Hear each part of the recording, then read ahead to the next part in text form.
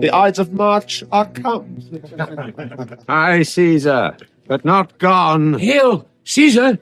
Read this schedule. Trebonius doth desire you to read at your best leisure this his humble suit. Oh, Caesar, read mine first, for mine's a suit that touches Caesar nearer. Read it, great Caesar. What touches us ourselves shall be last served. Delay not, Caesar, read it instantly. What, is the fellow mad? Sirrah, give place. What urge your petitions in the street? Come to the capital. I wish your enterprise today may thrive. What enterprise, Popilius? Are you well? What said Popilius Lena? He wished today our enterprise might thrive. I fear our purpose is discovered. Look how he makes to Caesar. Mark him. Guess can be certain, for we fear prevention. Brutus, what shall be done? If this be known, Cassius or Caesar never shall turn back, for I will slay myself. Cassius, be constant. Popilius Lena speaks not of our purposes, for look, he smiles, and Caesar doth not change. Trebonius knows his time, for look at Brutus. He draws Mark Antony out of the way.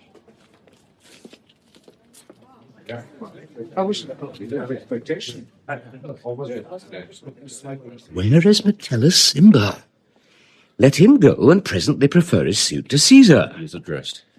Press near and second him. Casca, you are the first that rears your hand. Are we all ready? What is now amiss that Caesar and his senate must redress? Most high, most mighty, and most puissant Caesar, Metellus Simba throws before thy seat an humble heart. I must prevent thee, Simba. These couchings and these lowly courtesies might fire the blood of ordinary men and turn preordinance and first decree into the law of children. Be not fond to think Caesar bears such rebel blood that will be thawed from the true quality with that which melteth fools. I mean sweet words, low crooked curtsies, and base spaniel fawning. Thy brother by decree is banished. If thou dost bend and pray and fawn for him, I spurn thee like a cur out of my way. No, Caesar doth not wrong, nor without cause will he be satisfied. Is there no voice more worthy than my own, to sound more sweetly in great Caesar's ear for the repealing of my banished brother? I kiss thy hand, but not in flattery, Caesar, desiring thee that Publius Simba may have an immediate freedom of repeal. What, Brutus? Pardon, Caesar, pardon. As low as to thy foot doth Cassius fall to beg enfranchisement for Publius Simba. I could be well moved if I were as you. If I could pray to move, prayers would move me, but I am constant as the northern star, of whose true fixed and resting quality there is no fellow in the firmament. The skies are painted with unnumbered sparks. They are all fire, and every one doth shine. But there's but one in all doth hold his place. So in the world, 'tis furnished well with men, and men are flesh and blood and apprehensive, yet in the number I do know but one that unassailable holds on his rank unshaked of motion, and that I am he. Let me a little show it, even in this, that I was constant, Simba should be banished, and constant do remain to keep him so. Oh, Caesar! Hence wilt thou lift up Olympus? Great Caesar! Doth not Brutus bootless kneel? Speak hands for mead!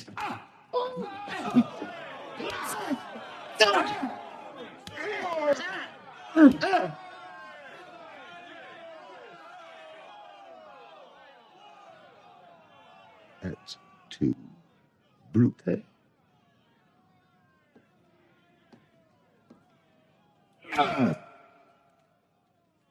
And for Caesar.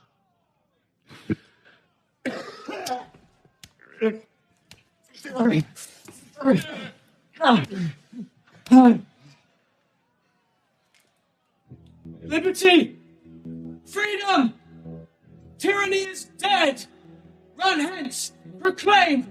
Cry it about the streets! Some to the common pulpits and cry out, liberty, freedom, and enfranchisement! People and senators, be not affrighted! Fly not! Stand stiff! Ambition's debt is paid! Go to the pulpit, Brutus. And Cassius, too. Where's Publius? Here, quite confounded with this mutiny. Stand fast together, lest some friend of Caesar should shout. Talk not of standing. Publius, good cheer. There is no harm intended to your person, nor to no Roman else. So tell Publius. And leave us, Publius, lest that the people rushing on us should do your age some mischief. Do so, and let no man abide this deed, but we, the doers. Where is Antony? Fled to his house, amazed. Men, wives, and children stare, cry out, and run as it were doomsday. Fates, we will know your pleasures. That we shall die, we know. 'Tis but the time and drawing days out that men stand upon. Why, he that cuts off 20 years of life cuts off so many years of fearing death. Grant that, and then is death a benefit? So are we Caesar's friends that have abridged his time of fearing death. Stoop.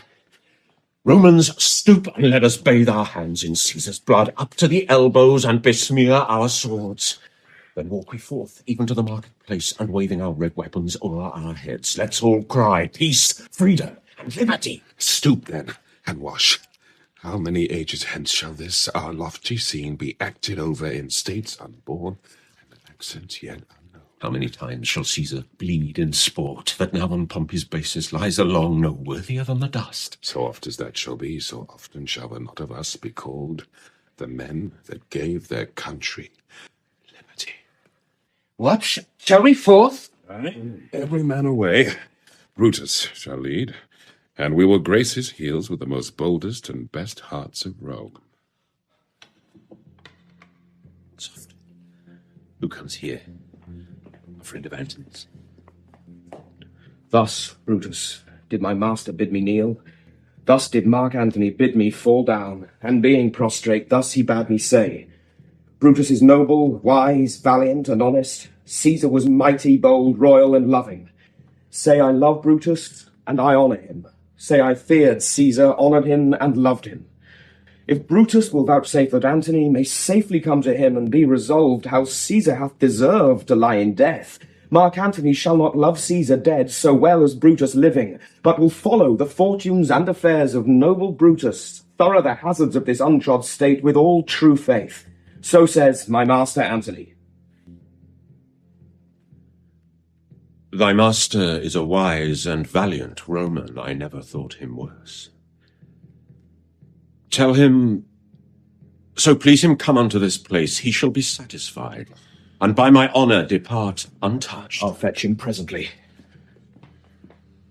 I know that we shall have him well to friend. I wish we may, but yet have I a mind that fears him much, and my misgivings still fall shrewdly to the purpose. But here comes Antony. Welcome, Mark Antony.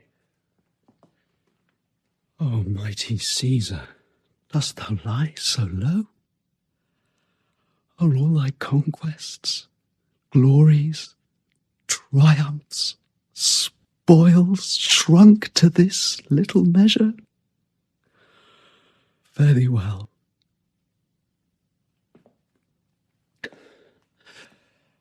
I know not, gentlemen, what you intend. Who else must be let blood, who else is rank? If I myself, there is no hour so fit as Caesar's death hour, nor no instrument of half that worth as those your swords made rich with the most noble blood of all this world. I do beseech ye, if you bear me hard now, whilst your purpled hands do reek and smoke fulfill your pleasure, live 1,000 years, I shall not find myself so apt to die. No place will please me so, no mean of death, as here by Caesar and by you cut off the choice and master spirits of this age. O Antony, beg not your death of us.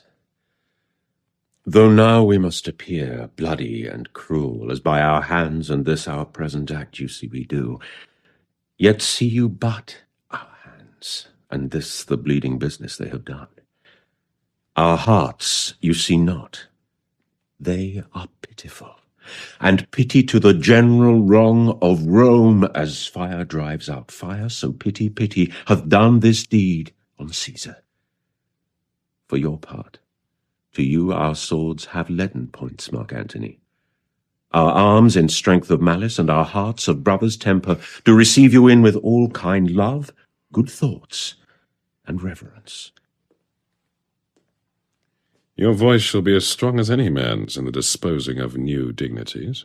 Only be patient till we have appeased the multitude, beside themselves with fear, and then we will deliver you the cause why I, that did love Caesar when I struck him, have thus proceeded. I doubt not of your wisdom. Let each man render me his bloody hand. First, Marcus Brutus, will I shake with you. Next, Caius Cassius, do I take your hand? Now, Decius Brutus, yours. Now yours, Metellus. Yours, Cinna. And my valiant Casca, yours. Though last, not least in love, yours, good Trebonius. Gentlemen all, alas, what shall I say? My credit now stands on such slippery ground that one of two bad ways you must conceit me, either a coward or a flatterer. That I did love thee, Caesar, oh, 'tis true. If then thy spirit look upon us now, shall it not grieve thee dearer than thy death to see thy Antony making his peace, shaking the bloody fingers of thy foes most noble in the presence of thy cause? Had I as many eyes as thou hast wounds, weeping as fast as they stream forth thy blood, it would become me better than to close in terms of friendship with thine enemies. Pardon me, Julius. Here wast thou bade, brave heart. Here didst thou fall, and here thy hunters stand, signed in thy spoil and crimsoned in thy lethe. O world, thou wast the forest to this heart, and this indeed, O world, the heart of thee. How like a deer, strucken by many princes, dost thou here lie. Mark Antony. Pardon me, Caius Cassius. The enemies of Caesar shall say this, then in a friend it is cold modesty. I blame you not for praising Caesar, sir, but what compact mean you to have with us? Will you be pricked in number of our friends, or shall we on and not depend on you? Therefore I took your hands, but was indeed swayed from the point by looking down on Caesar. Friends, I am with you all, and love you all upon this hope, that you shall give me reasons why and wherein Caesar was dangerous. Or else were this a savage spectacle. Our reasons are so full of good regard that were you Antony the son of Caesar, you should be satisfied. That's all I seek. And am moreover suitor that I may produce his body to the marketplace, and in the pulpit, as becomes a friend, speak in the order of his funeral. You shall, Mark Antony. Brutus, a word with you. You know not what you do. Do not consent that Antony speak in his funeral. Know you how much the people may be moved by that which he will utter? By your pardon. I will myself into the pulpit first, and show the reason of our Caesar's death. What Antony shall speak, I will protest he speaks by leave and by permission, and that we are contented Caesar shall have all true rights and lawful ceremonies, it shall advantage more than do us wrong. I know not what may fall, I like it not. Mark Antony, here, take you Caesar's body. You shall not in your funeral speech blame us, but speak all good you can devise of Caesar, and say you do it by our permission. Else shall you not have any hand at all about his funeral. And you shall speak in the same pulpit whereto I am going after my speech is ended. Be it so. I do desire no more. Prepare the body then, and follow us.